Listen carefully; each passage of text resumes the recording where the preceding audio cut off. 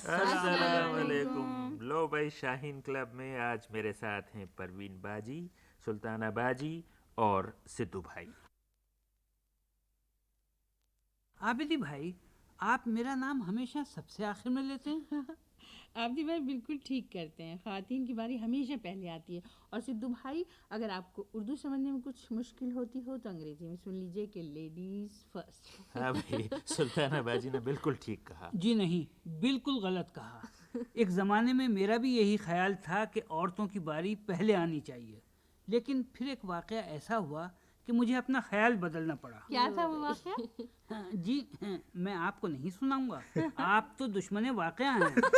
جب کبھی میں کوئی واقعہ سنانے لگتا ہوں آپ کوئی عجیب حرکت کر دیتی ہیں اور میرا قصہ ادھورا رہ جاتا ہے. نہیں، آج تو آپ نہا دھو کر نئے کپڑے پہن کر اتنے اسمارٹ لگ رہے ہیں کہ آج آپ کے لیے خاص رائے. بالکل، یعنی آپ کے تمام قصے شروع سے آخر تک سنے جائیں. ٹھیک. ہاں تو سدھو بھائی، وہ کیا قصہ تھا جس کے بعد آپ لیڈیز فرسٹ کے اصول کے مخالف ہو گئے؟ ارے صاحب، ہوا یہ کہ جب ہم اسکول میں پڑھتے تھے تو ایک مرتبہ امتحان دے رہے تھے. پرچہ بہت سخت آیا، سارے کے سارے سوال آؤٹ آف کورس تھے. شہر کے ہزاروں لڑکوں اور لڑکیوں نے پرچہ حل کرنے سے انکار کر دیا. امتحان کا بائیکاٹ کر دیا اور شہر میں بہت بڑا جلوس نکالا. آگے ہم یعنی لڑکے چل رہے تھے اور پیچھے سینکڑوں لڑکیاں تھیں. اتنے میں پولیس نے ہمارے جلوس کا راستہ روک لیا. ہم نے آس پاس کی دیواروں سے کچھ اینٹیں اکھاڑی. اپنے فاسٹ بولنگ کا مظاہرہ شروع ہی کیا تھا کہ پولیس نے ہمارے جلوس پر گولی چلا دی. جب گولی کھانے کا وقت آیا تو میں چلایا، لیڈیز فرسٹ، لیڈیز فرسٹ. لا بھائی، خواتین کہاں ہیں؟ انہیں آگے بڑھاؤ، عورتوں کی باری پہلے آنی چاہیے. لیکن اس کے بعد جو میں نے پلٹ کر دیکھا تو میدان بالکل صاف نظر آیا. جلوس کی ساری لڑکیاں ہائے اللہ ہوئی اللہ کہتی ہوئی بھاگ گئیں. آپ کا سارا لیڈیز فرسٹ دھڑا کا دھڑا رہ گیا. مگر سدھو بھائی، آپ شاید بھول گئے کہ عورتیں کمزور ہوتی ہیں اور ان کے دل بھی کمزور ہوتے ہیں. خدا کا شکر ہے پروین باجی کہ آخر آپ بولی. ہاں تو آپ کیا کہہ رہی تھی؟ میں کہہ رہی تھی کہ عورتیں کمزور ہوتی ہیں. اس کا مطلب یہ کہ آپ نے ہماری سلطانہ باجی کو نہیں دیکھا. ایک دن انہوں نے میرا ہاتھ پکڑ لیا. میں نے لاکھ کوشش کی مگر نہیں چھوٹا. بالآخر میں نے چونی دے کر ہاتھ چھڑایا. سلطانہ باجی، یہ میں کیا سن رہا ہوں؟ کیوں عابدی بھائی، کیا آپ کو یہ چونی لینے پہ اعتراض ہے؟ نہیں، چونی لینے پر ہمیں ہرگز اعتراض نہیں ہے، بلکہ آپ ہماری رائے لیتی ہیں تو ہم اٹھنی لینے کا مشورہ دیتے. ہمیں اعتراض اس بات پر ہے کہ اس چونی کو آپ اکیلے اڑا گئیں اور ہمیں ایک آدھی ریوڑی تک نہیں دی. ہائے، مگر عابدی بھائی اس چونی کی میں نے ریوڑیاں نہیں کھائیں. ریوڑیاں نہیں کھائیں تو پھر کیا کیا آپ نے اس مرحومہ کا؟ میں پنساری کی دکان سے لال مرچیں خرید لائی. یہ کیا کیا آپ نے؟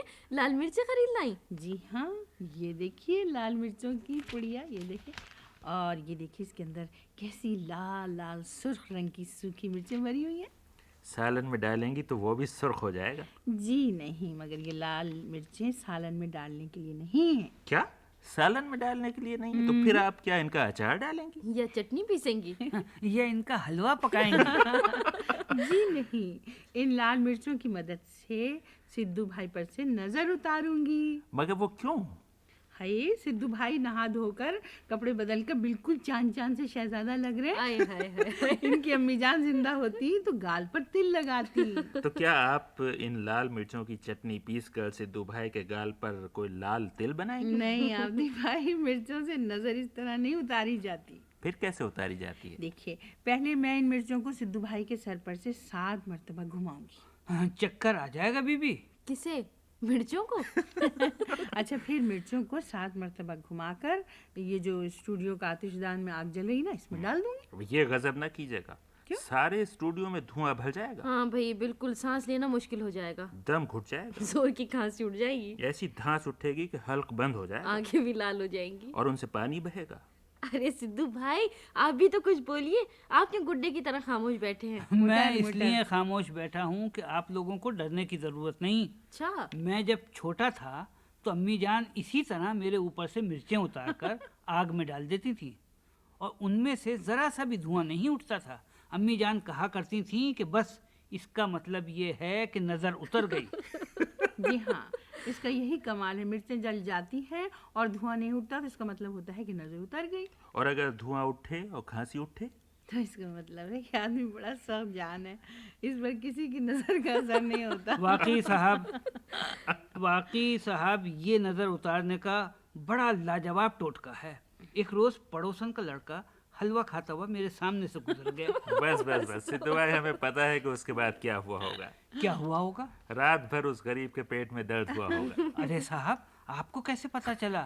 آپ انسان ہیں یا نجومی؟ اچھا یہ آگے بتائیے پھر کیا ہوا؟ اگلی صبح میں لڑکے کی ماں کے پاس گیا اور اس سے کہا کہ معلوم ہوتا ہے تمہارے بیٹے کو کسی ندیدے کی نظر لگ گئی ہے۔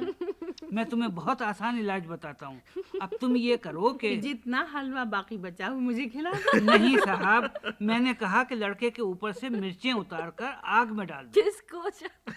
ارے صاحب سنیے تو، پڑوسن نے مرچیں آگ میں ڈالی، کسی کو کھانسی نہیں اٹھی اور ذرا دیر میں لڑکا بالکل ٹھیک ہو گیا۔ کیا جہالت کی باتیں کرتے ہیں آپ سدھو بھائی؟ نہیں عابدی بھائی، یہ جہالت کی باتیں نہیں ہیں، میں بھی آپ کے سامنے نظر اتارتی ہوں۔ سدھو بھائی، آپ کو کوئی تکلیف تو نہیں ہے نا؟ ارے صاحب، کل رات سے آدھے سر میں درد ہے، ایک آنکھ سے پانی بہ رہا ہے، ایک کان میں درد ہے، ایک ہاتھ سن پڑا ہے اور ایک ٹانگ سے لنگڑا رہا ہوں۔ بس تو اس کا مطلب ہے کہ آپ کو کسی کی نظر لگی ہے۔ مگر یہ کیسی نظر لگی ہے کہ ساری تکلیفیں صرف آدھے بدن میں؟ ارے صاحب، عید کے روز جب میں نہا دھو کر نئے کپڑے پہن کر نکلا تو گھر کے سامنے ہی عبدالرحیم پنواڑی سے ملاقات ہو گئی۔ وہ کمبخت کانا ہے، اس نے اپنی دائیں آنکھ سے مجھے دیکھا تو اس کی نظر صرف دائیں طرف لگی۔ اچھا بھائی، جیسے مریض ویسے ہی طبیب، تو چلیے سلطانہ باجی نکالیے اپنی لال مرچیں اور اتاریے نظر۔ اب یہ لیجئے، یہ رہی لال مرچیں، اب میں انہیں سدھو بھائی کے سر پر سے اتاروں گی۔ انہیں صرف 7 مرتبہ گھمانا ہوگا، اگر 8 مرتبہ گھما دیا تو تکلیف بڑھ جائے گی۔ چلیے چلیے گھمائیے، ہم سب بھی گنتے رہیں گے۔ لائیے سدھو بھائی، سر جھکائیے اپنا۔ ارے کمبخت، غفورہ حجام بھی یہی کہا کرتا تھا۔ لیجئے بھائی، میرے ساتھ گنتے جائیے۔ ہاں جی جی۔ 1 2 3 4 5 6 اور 7۔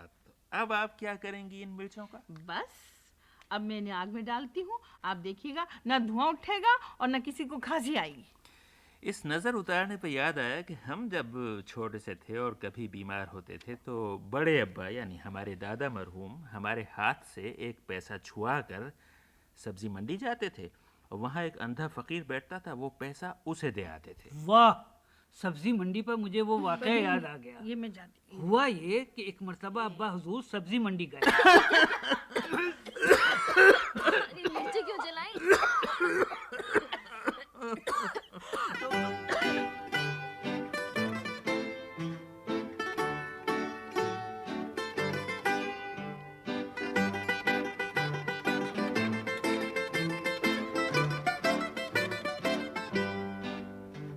کہیے سدھو بھائی، اب کیسی طبیعت ہے آپ؟ ارے صاحب، پورے سر میں درد ہو رہا ہے، دونوں آنکھوں سے پانی بہ رہا ہے، دونوں کانوں میں درد ہے اور دونوں ہاتھ سن پڑے ہیں اور دونوں ٹانگوں سے لنگڑا رہا ہوں۔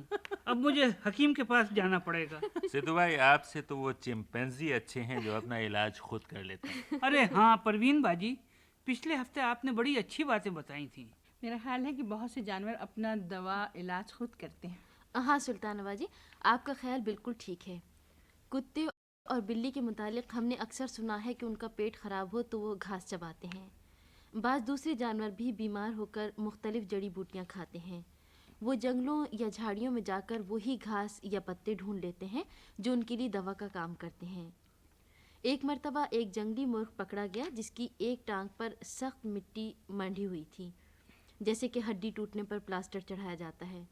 پتہ چلا کہ جنگلی مرغ کی ٹانگ کی ہڈی ٹوٹی تھی، لیکن اس دوران وہ جڑ کر ٹھیک ہو گئی۔ ٹانگ پر یہ مٹی جنگلی مرغ نے خود اپنی چونچ کے ذریعے لگائی تھی جو سوکھ کر سخت پلاسٹر بن گئی۔ سن رہے ہیں سدھو بھائی؟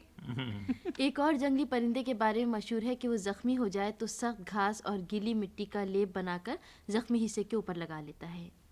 چونٹیوں میں دیکھا گیا ہے کہ اگر کسی چونٹی کی ٹانگ زخمی ہو جائے تو دوسری چونٹیاں اس ناکارہ ٹانگ کو کاٹ دیتی ہیں۔ اسی طرح وہ بیمار چونٹیوں کو ایک علیحدہ بل میں رکھتی ہیں جو دراصل ان کا اسپتال ہوتا ہے۔ اچھا، کالے ریچھ اور دوسرے جانور جو سردیوں بھر چھپ کر سوتے ہیں، جب موسم بہار میں جاگتے ہیں تو ان کی آنتیں خشک ہوتی ہیں۔ جاگنے کے بعد وہ خاص قسم کی پھلیاں ڈھونڈ کر کھاتے ہیں جن سے ان کے ہاضمے کا نظام دوبارہ ٹھیک کام شروع کر دیتا ہے۔ ہرنیاں جب ماں بننے والی ہوتی ہیں تو صرف ایک خاص قسم کی غذا کھاتی ہیں اور بچہ پیدا ہونے تک کوئی دوسری غذا نہیں کھاتی۔ کئی جانوروں کو دیکھا گیا ہے کہ اگر ان کے زخم سے خون بہے تو اس پر وہ مکڑی کا جالا لگا لیتے ہیں، اس سے رگیں سکڑ جاتی ہیں اور خون بہنا بند ہو جاتا ہے۔ ایک مرتبہ ایک افریقی بندر پکڑا گیا جس کے پہلو میں زخم کا نشان تھا اور وہ جگہ ابھری ہوئی تھی۔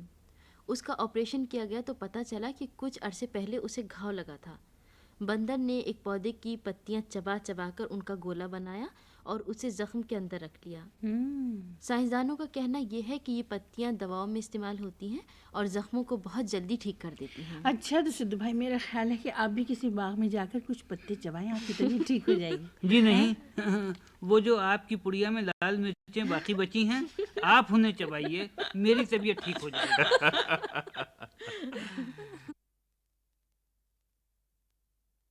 اچھا بھائی، اب دادا کی کتابیں، اس عنوان سے ہم 1 صدی پرانی وہ کتابیں پڑھ رہے ہیں جو ہمارے بزرگوں کو ان کے بچپن میں پڑھائی گئی ہوں گی۔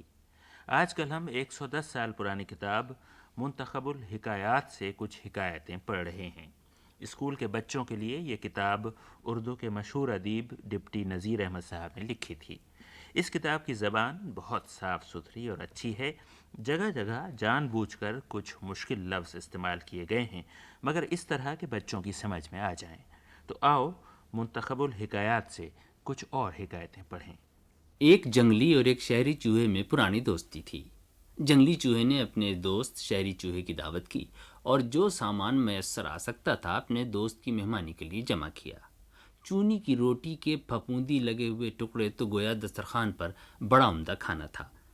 باقی ہر قسم کا غلہ جو جنگلی چوہے نے کھیتوں میں سے جمع کر رکھا تھا۔ شہری چوہے نے کھانے کے بعد دستور کے مطابق سامان دعوت کی تعریف کی، لیکن دبی زبان سے۔ جنگلی چوہا سمجھ گیا کہ کھانا اس کو بھایا نہیں اور بیچارہ بھوکا رہا۔ عذر کیا کہ تم دیکھتے ہو میں جنگل میں رہتا ہوں، یہاں موٹے کھانے کے سوائے کچھ میسر نہیں آتا۔ میں آپ سے نہایت شرمندہ ہوا کہ ناحق دعوت کر کے آپ کو تکلیف دی۔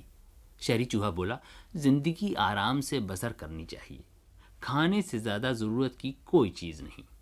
جب جنگل میں اچھا کھانا نہیں مل سکتا تو یہاں رہنے سے حاصل، شہر میں چل رہا ہو، دیکھو تو کیا کیا نعمتیں آدمی بناتے ہیں اور ہم کھاتے ہیں۔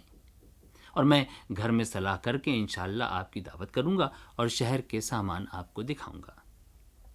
چند روز بعد ایسا اتفاق ہوا کہ جس گھر میں شہری چوہا رہتا تھا اس میں شادی کا سامان ہوا۔ طرح طرح کے کھانے اور انواع و اقسام کی مٹھائیاں اور رنگ برنگ کے میوے مہمانوں کے واسطے جمع ہوئے۔ چوہیا نے چوہے سے کہا کہ تم کو اگر اپنے جنگلی دوست کی دعوت کرنی منظور ہے تو ایسے میں کر دو۔ شہری چوہا جا کر اپنے جنگلی دوست کو بلا لایا۔ یہاں کے سامان دیکھ کر جنگلی چوہے کی آنکھیں کھل گئیں۔ شہری چوہے نے کھانے کی کوٹڑی اپنے دوست کو بتا دی اور کہا کہ خوب جی کھول کر کھاؤ۔ جنگلی چوہے نے جوں پلاؤ کی دیگچی میں منہ ڈالا، اتنے میں گھر والوں نے کسی ضرورت سے کواڑ کھولے۔ جنگلی چوہے نے آدمی کی صورت کبھی دیکھی نہ تھی، ڈر کے مارے سہم گیا۔ پھر تھوڑی دیر بعد جنگلی چوہا شیرمالوں کے دسترخوان میں گھسا ہوا اپنا کام کر رہا تھا۔ اتفاق سے ماما شیرمال لینے آئی اور لپٹا کا لپٹا دسترخوان اٹھا کر باہر لے گئی۔ جنگلی چوہا بمشکل دسترخوان میں سے نکل کر بھاگا۔ بچے پکڑنے کو دوڑے مگر کسی طرح بچ گیا۔ رات کو شہری چوہے نے اپنے دوست سے داد چاہی کہ کیوں حضرت، شہر کی لذتیں آپ نے دیکھیں، وہ کھانے جو آپ آج دن بھر کھاتے رہے جنگل میں کہاں؟ جنگلی چوہے نے کہا، ہاں یار یہ تو سچ ہے مگر یہاں ہر دم کا کھٹکا بڑا غضب ہے۔ حاصل، دل جمعی اور اطمینان کے ساتھ اگر نان خشک بھی میسر آئے تو اس پلاؤ سے بہتر ہے جس کے ساتھ خوف و خطر ہو۔ ایک کسان کے گھر میں ایک گدھا تھا اور ایک کتیا بھی پلی ہوئی تھی۔ کتیا نے بچے دیے، بچے بڑے ہوئے تو خوب تماشے کرتے اور اچھلتے کودتے۔ وہ کسان ان بچوں کی یہ پیاری پیاری حرکتیں دیکھ کر بہت خوش ہوتا اور ان کو اپنے ہاتھ سے روٹی کھلاتا اور چمکارتا۔ گدھے نے دل میں سوچا کہ ان پلوں کی نسبت میں بہت کام کرتا ہوں، مگر ہمارا مالک ان پر زیادہ مہربانی کرتا ہے۔ لاؤ میں بھی پلوں کی طرح کودا کروں تاکہ مالک مجھے بھی عزیز رکھے۔ یہ سوچ گدھا لگا ایک دن بے طرح دلکتیاں جھاڑنے۔ کسان نے پہلے تو گمان کیا کہ شاید مکھیاں یا مچھر اس کو ستاتے ہیں، مگر آخر کو معلوم ہوا کہ صرف شرارت سے کودتا ہے۔ تب تو کسان نے گدھے کی پیٹھ پر 5-4 ڈنڈے ایسے لگائے کہ اچھل کود سب بھول گیا۔ حاصل، بے سمجھے بوجھے ہر ایک کی ریس کرنا ضرور خرابی لاتا ہے۔ اور آؤ اب آگے چلیں۔ شاہین کلب کے مقابلہ نمبر 6 میں حصہ لینے کے لیے ابھی 2 دن باقی ہیں۔ تم جلدی سے اپنا مضمون روانہ کر دو۔ ہو سکتا ہے کہ ایجادوں کے متعلق دلچسپ کتاب کا انعام تمہارے ہی حصے میں آئے۔ تمہیں ہمارے ایک سوال کا جواب لکھنا ہے۔ اور سوال یہ ہے کہ اگر تم سائنسداں ہوتے تو سب سے پہلے کیا چیز ایجاد کرتے؟ اس کا دلچسپ سا جواب لکھ کر پیر 27 اکتوبر تک ڈاک میں ڈال دو۔ تمہارا جواب زیادہ سے زیادہ 12 سطروں میں ہونا چاہیے، اور تم چاہو تو ہندی میں بھی لکھ سکتے ہو۔ ساتھ میں اپنی ایجاد کی تصویر بھی اگر بھیجنا چاہو تو بنا کے بھیج دو۔ تو یہ تھا شاہین کلب کا مقابلہ نمبر 6۔ اور اب چھوٹے بچوں کے لیے کچھ معلوماتی باتیں جن کا عنوان ہے سب سے پہلے۔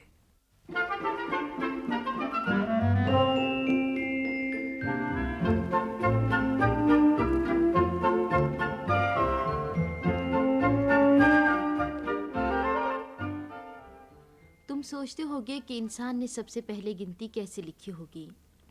سائنسدانوں کو جو سب سے پرانی گنتی ملی ہے وہ ہزاروں سال پہلے عراق کے علاقے میں لکھی گئی تھی۔